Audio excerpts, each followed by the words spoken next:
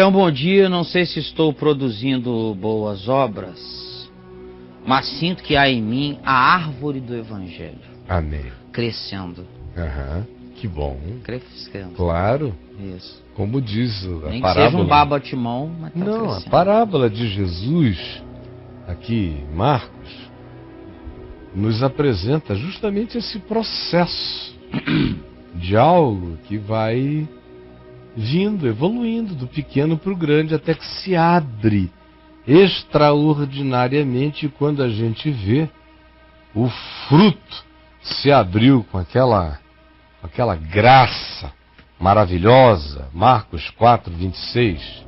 Disse ainda Jesus: o reino de Deus é assim, como se um homem lançasse a semente à terra, depois dormisse, se levantasse, de noite e de dia, e a semente germinasse e crescesse, não sabendo o homem como. A terra, por si mesma, frutifica. Olha a sequência. Primeiro a erva, depois a espiga, e por fim o grão cheio, o fruto cheio na espiga. Mas começa a planta, vai evoluindo até que árvore. Mas você já vê que o fruto está presente na árvore, mesmo antes da árvore desabrochar na plenitude do fruto, pela saúde com a qual a árvore esteja crescendo. Você já sabe que será inevitável a frutuosidade abundante. Não é? Verdade. Então está aqui. E quando o fruto já está maduro, logo se lhe mete a foice, porque é chegada a hora, no sentido de que chegou a hora da utilização plena, de você sair alimentando a fome do mundo, de virar pão de Deus nesta vida, alimentando a fome de outros, sendo soluções de Deus na terra, comida de Deus para toda a gente. E aí, brother? Boa. Isso é bom, sabia? Fortalece a fé demais. Ah, claro. Maravilha. Você sabe que vai vir. Amém. Não é assim? É assim. Mas o caso dele é um pouco diferente. É? Ele fala, né? Me sinto que há em mim a árvore do Evangelho crescendo.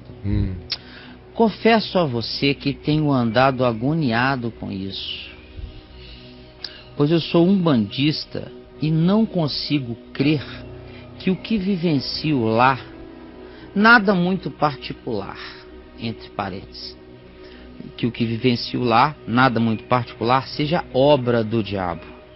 Me identifiquei com aquela espírita que você acaba de citar, que está lá dentro por algum tipo de boa sensação, por uma afeição, mas o Deus que você apresentou, diferente daquele egocêntrico, chantagista das maiores igrejas, da maioria das igrejas, tem me deixado inquieto quanto a isso. O que eu faço, Caio? Ele é um bandista, a árvore do Evangelho está crescendo nele. Ele não consegue crer que o que passa por lá é obra do diabo. Identificou-se com... Ao mesmo tempo, à medida em que ele ouve o Evangelho, existe uma coisa incomodando. Então a minha pergunta é: por que será que existe este incômodo? Sim. Porque se a compatibilidade entre o fruto da luz e a mensagem da luz no Evangelho, que ele está ouvindo todo dia aqui, se existe tal compatibilidade com as práticas, os ensinos, as ênfases que ele pratica lá, de onde viria o incômodo? Por que o incômodo? Ele teria que estar como aquele homem com aquelas bolas na mão aí. Mostra aí pra gente rapidinho, só 1 minuto ou 2 aquelas bolas, por favor. Naquela harmonia, porque afinal de contas está tudo igual, tudo é a mesma coisa. Tudo só na manha. Só na manha. Mas não, tem um desajuste. Por quê? Tem um incômodo. Esse incômodo é que ele tem que ter a coragem de discernir. Primeira coisa, para a gente não ir longe demais sobre o fato de que não existe a harmonia que ele gostaria que houvesse, nem poderá existir, é que essa desarmonia não é em relação ao Deus falsificado das religiões, como ele disse aí. Em relação ao Deus falsificado das religiões, a desarmonia total é com o Evangelho, não é com a Umbanda, não. O Deus das religiões não tem harmonia, é com o Evangelho de Cristo. Com a Umbanda tem grande harmonia em muitas coisas, só com nomenclaturas diferentes, com ritos diferentes, com atitudes exteriores diferentes, mas tem uma afinidade enorme. São deuses que operam com base na barganha. Como na Umbanda, os deuses da Umbanda recebem sacrifícios. Operam com base na barganha, nas oferendas, nos trabalhos. Uhum. Mas é a mesma coisa, é uma mecânica, é um sistema. Isso. Igualzinho ao Deus dos neopentecostais. Sim. É um Deus mecanicista mágico, ou são deuses, ou são forças, ou são poderes que não resistem a certas oferendas, seja dízimo, ou seja sacrifício de sangue. Seja o que for, cada um escolhe o que o seu Deus, com o que seu Deus se interessa mais para barganhar. Qual aparato? Qual o aparato. Mas entre esse neopentecostalismo, do qual Macedo é o Papa brasileiro, e as umbandas todas desse mundo, eu vejo uma afinidade total no espírito e no sistema operativo. Completo. Uhum. Segunda coisa que ele precisa saber é que em relação ao Evangelho, agora já não falo das igrejas com o seu Deus inventado, zangado, irado, mal-humorado, diabólico e terrível, mas pensando apenas no que ele diz que é a Umbanda e o que eu digo que é o Evangelho, que ele, em ouvindo, diz que sente afinidade, diz que sente que existe verdade, diz que discerne que tem algo bom, que tem uma árvore de vida aqui. Ora, em relação a isso, o choque é muito maior do que você pode imaginar. Porque, meu querido, não adianta só você chegar e dizer: eu não vou lá querendo fazer o mal a ninguém. Eu acredito que a grande maioria dos umbandistas não vão lá querendo fazer o mal a ninguém. Tem muita gente que vai para se proteger. Se proteger do mal olhado, vai se proteger nos negócios. Procurar uma cura. Vai procurar uma cura. Aí o espiritismo kardecista de cura é mais intenso nisso. Mas vai procurar proteção. Falando da Umbanda. Sim, claro. Vai procurar energizar-se. Porque acha que está passando uma maré assim de algumas coisas ruins que pegaram nela. Mau agouro. Mau agouro. Vai tirar uma energia ruim. Vai cumprir um rito de renovação energética. Vai prestar uma devoção aos guias, aos protetores dela. Então é isso que ela faz, que a maioria das pessoas fazem com certa sinceridade, sem quererem ir lá para desejar a morte de ninguém necessariamente. A maioria está dizendo: eu só não quero que me façam mal. Agora, tem outros que vão com intenções malignas. Como no meio da macumba religiosa neopentecostal tem a mesma coisa. Está cheio de gente que vai lá só porque está querendo dinheiro, emprego, prosperidade. Vai na corrente do afeto porque está querendo um namorado. Ou vai fazer uma fé para o marido que está deixando o casamento, não vai embora. Vão nessas, mas nem todo mundo vai lá querendo coisa ruim, embora haja gente que vá. Muita gente dizendo: o Senhor é bom para comigo, é justo para comigo, e sobre o meu inimigo ele vai esbagaçar. Exatamente. Eu não vou nem me mexer, mas o Senhor vai me fazer essa justiça. E vai esbagaçar esse que se levantou contra mim. Ai dele! Eu verei de longe e aplaudirei os atos justos de Deus em meu favor. Isso é macumba. Ele volta Maldade. Aqui. Ele volta aqui. O que mais? Quer? Se for ajudar o que eu estou dizendo, pode falar. Vai não, pode ir, porque eu não quero repetir-me. Não, você não vai.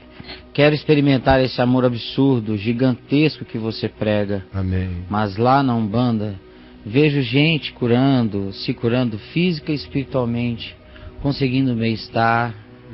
O diabo pode fazer pessoas felizes, Caio? Eu te assisto todo dia, mais de uma vez por dia. Deus te abençoe, meu amigo. Amém. Meu querido, o diabo não pode fazer ninguém feliz, porque ficar curado gera no máximo entusiasmo, não felicidade. Entendeu?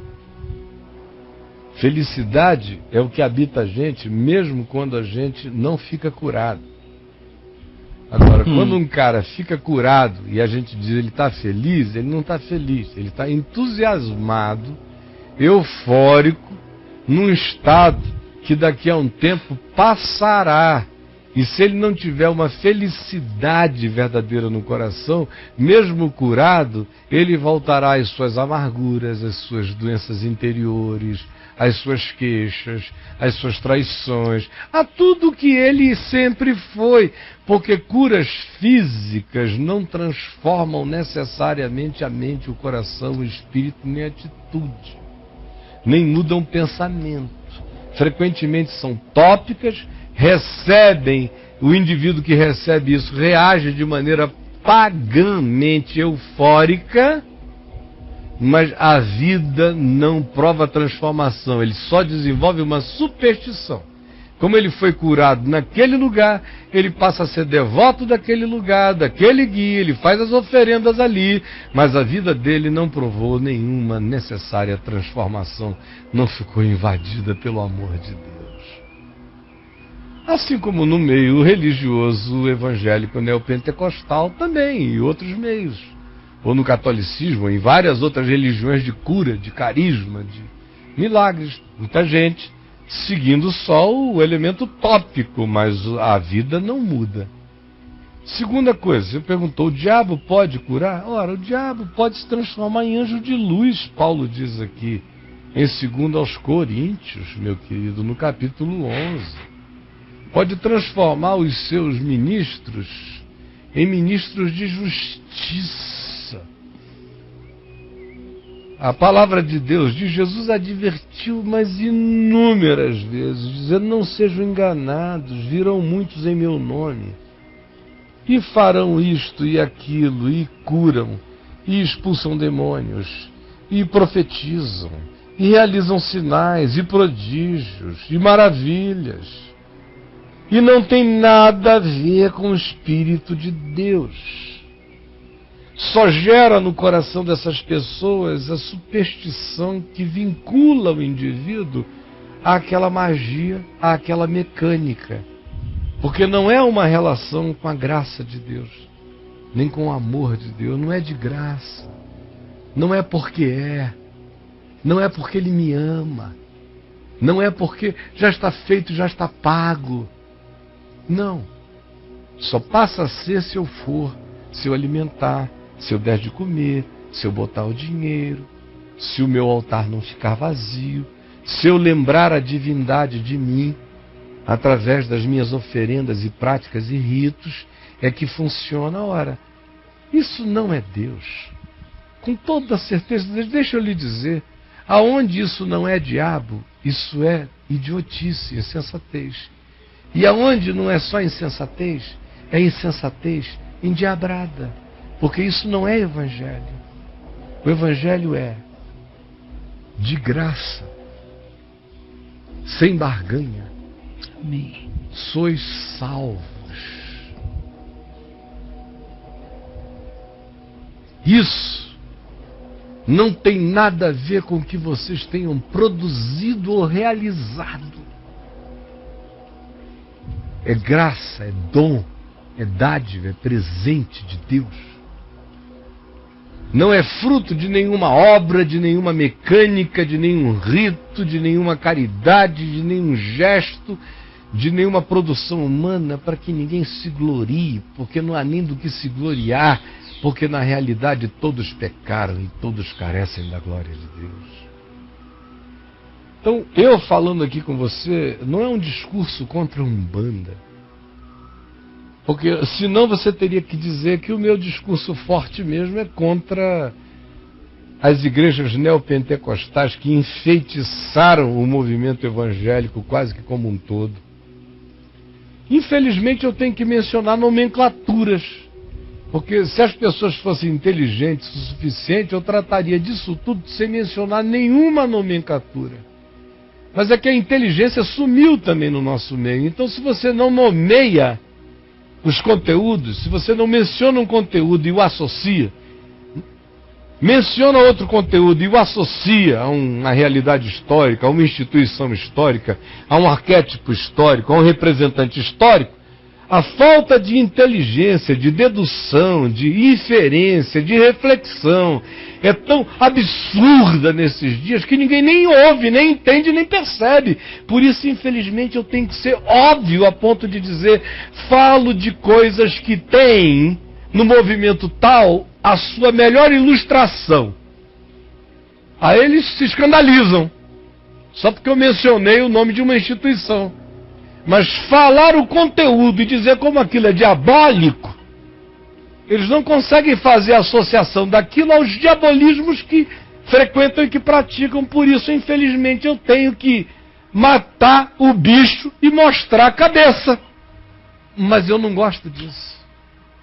O diabo pode sim, meu amigo, e faz todo dia, engana sim.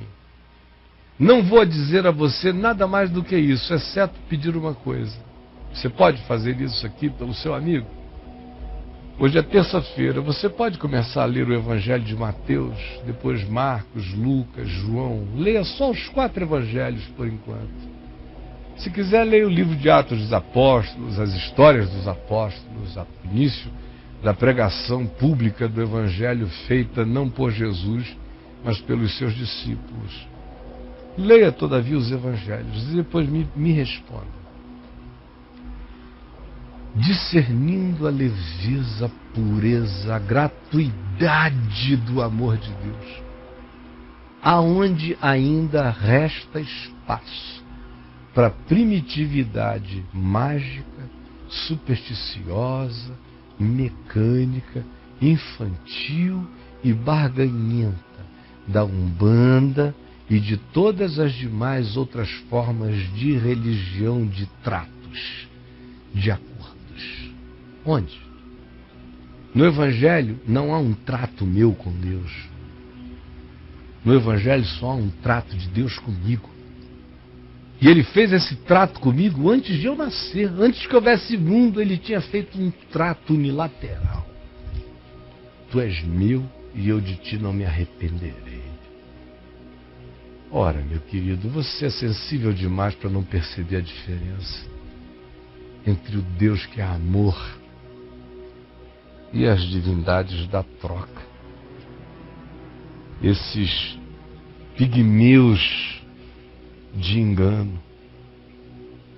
A minha oração é que o Espírito Santo ilumine você, exploda o amor de Deus no seu coração.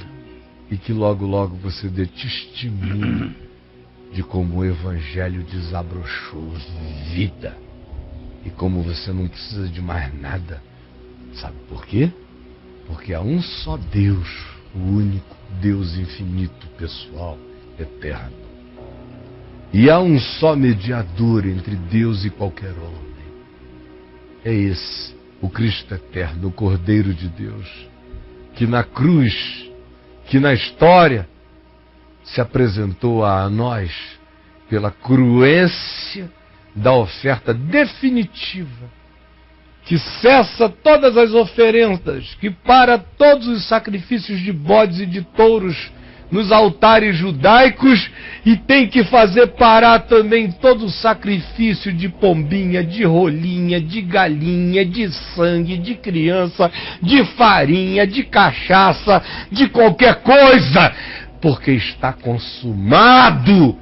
E se está consumado na cruz, está consumado para acabar com a barganha do cristianismo, das missas, dos dízimos como compra de oferenda, das frequências como negociação com Deus e também com as macumbas, com as cachaças, com as galinhas, com as flores, com as farinhas, com tudo. E também com as invocações de mesa branca, e também com qualquer evangelho segundo Allan Kardec, porque Kardec não tem evangelho para fazer segundo ele, só há evangelho segundo Jesus, e qualquer outro evangelho que não seja segundo Jesus, mesmo que seja Kardec, é anátema, pobre Kardec, mas a verdade é esta. Só há um mediador, o resto é mercenário, é falsário. Qualquer espírito que se apresente dizendo a você que está ali para fazer mediação entre o Deus eterno e você, pode mandar sair em nome de Jesus que não fica. E se tiver dúvida, me convide para a parada e pode me levar para o centro de qualquer invocação maligna ou espiritual e convide todas as pessoas e me bote sozinho lá. Eu vou. Pode reunir, eu vou. Pode dizer, estão aqui os mais poderosos, podem vir como queiram, eu vou. Não vai baixar nada. E o que baixar vai sair assim, ó. Bate pronto, mano, não vem. Tão certo como vive o Senhor, eu digo a você que isto é verdade. E eu não estou aqui para enganar ninguém. Deus me livre de cometer tal maldade. Porque Deus sabe que tudo que eu estou falando é com todo amor no coração e não é para ofender ninguém. É apenas porque nós nada podemos contra o Evangelho, senão em favor do Evangelho. Jesus, ilumina o coração do meu irmãozinho, por favor, para que de ti mesmo ele receba a luz e a instrução. É o que eu te peço. Em teu nome, Senhor. Amém.